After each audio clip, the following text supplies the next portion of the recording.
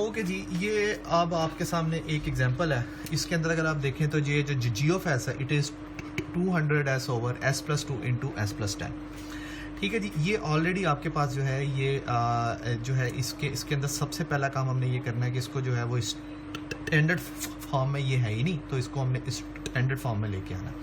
इसमें अगर मैं देखूं तो मेरे पास क्या है, दो जो है वो फर्स्ट ऑर्डर क्या है पोल्स है, और एक मेरे पास डिफरेंशिएटर है, और एक मेरे पास क्या है ये गेन है।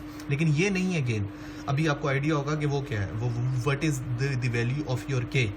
ठीक है, सबसे पहला काम आपने काम क्या करना है कि s इक्वल टू एस की जगह पे जो है वो 6 मेगा आपने यहाँ पे इंसर्ट कर दिया, तो ये आपके पास इस फॉर्म में आ गया। उसके बाद जो स्टैंडर्ड फॉर्म है उसमें यहाँ पर क्या होता है, ये 2 और ये यहाँ पे 10 है, यहाँ पे 1 होना चाहिए। इट मीन्स कि अगर मैं इसमें से 2 कॉमन लूँ और इसमें से मैं 10 कॉमन लूँ तो मेरे पास ये इस फॉर्म में आ जाएगा।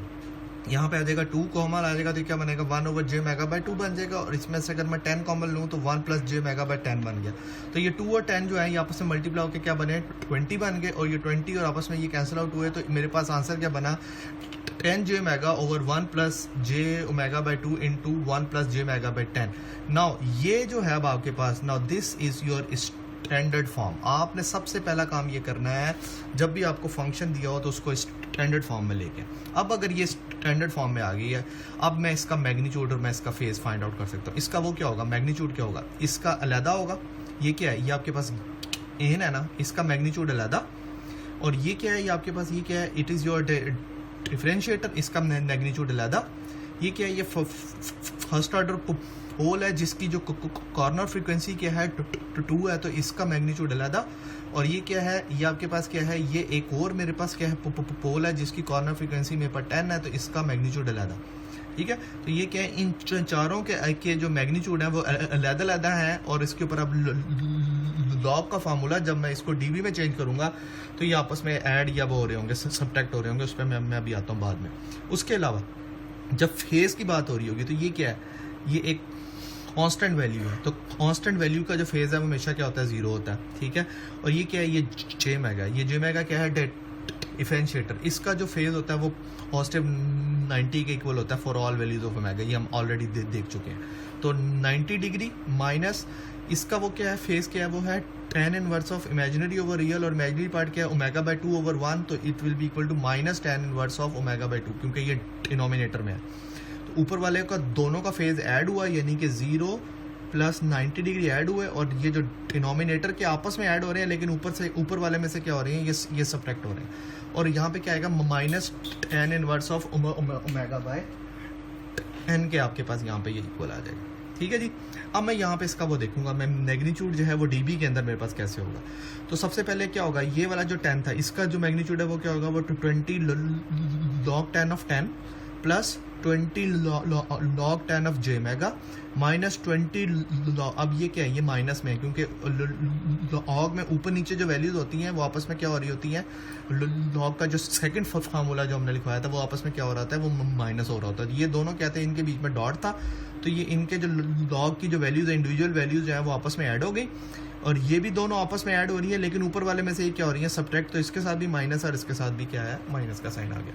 जो फेज किसके इक्वल है 90 माइनस tan इनवर्स ऑफ ओमेगा/2 माइनस tan इनवर्स ऑफ ओमेगा/10 के इक्वल। अब ये दो इक्वेशन जरा ज़हन में रखिएगा।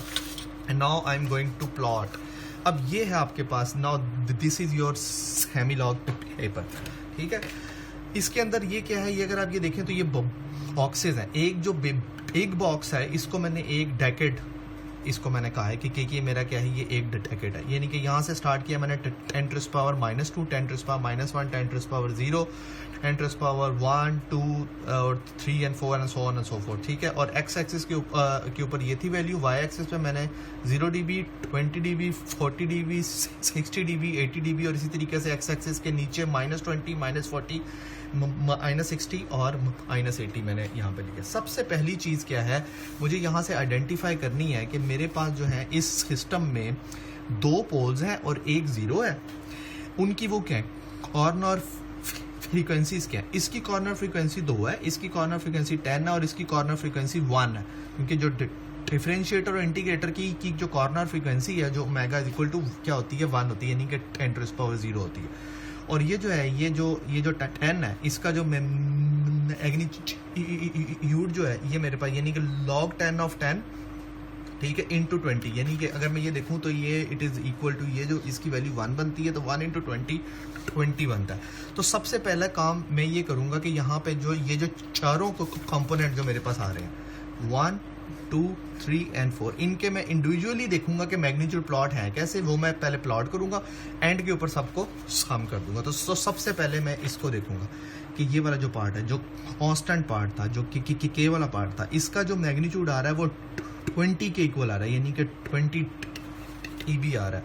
तो मैं अगर यहाँ पे देखूँ तो मेरे पास I will have on 20 dB, इसको मैं for all values of omega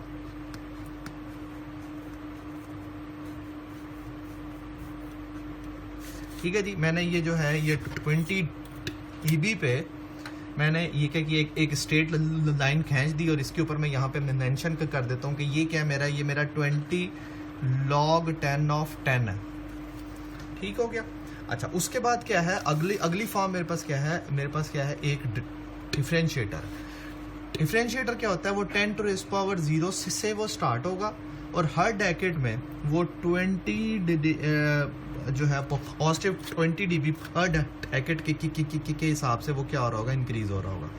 तो मैं अगर यहाँ से देखूँ तो ये हर डेकेड में ये 20 dB पर डेकेड के हिसाब से ये इंक्रीज हो रहा है, और इससे पहले जो है ये क्या हो रहा होगा, डिक्रीज हो रहा होगा, ठीक है। तो ये क्या है, ये मेरे पास है ये पॉजिटिव